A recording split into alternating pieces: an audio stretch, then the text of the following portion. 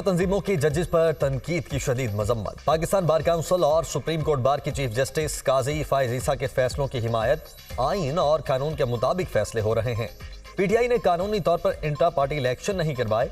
Justice Bandial के दौर में पीटीआई की दरखास्त रात को लगती थी। पीटीआई के हक में फैसले आने पर वो खुश होते थे। सदर Supreme Court bar Shahzad Shaukat और vice chairman Pakistan Bar Council Haroon Rashid की प्रेस कॉन्फ्रेंस। सदर सुप्रीम कोर्ट बार ने कहा कि इदारों और जजेस पर तनकीद करने की रविश को रोकना होगा।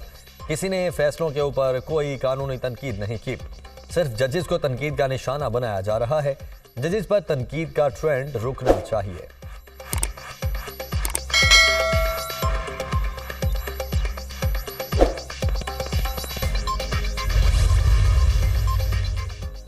इलेक्शन कमीशन ने इंतखाबी निशानात बदलने पर पाबंदी लगा दी। इलेक्शन कमीशन ने मामले पर आरओज और डीआरओज को हिदायत जारी कर दी।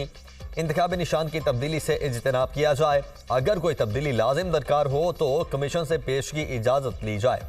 बैलेट पेपर्स की छपाई शुरू हो चुकी है। हो सकता है इंतखाबी निशान की तब्दीली मुमकिन ना हो सके। तर्जुमान इलेक्शन कमीशन।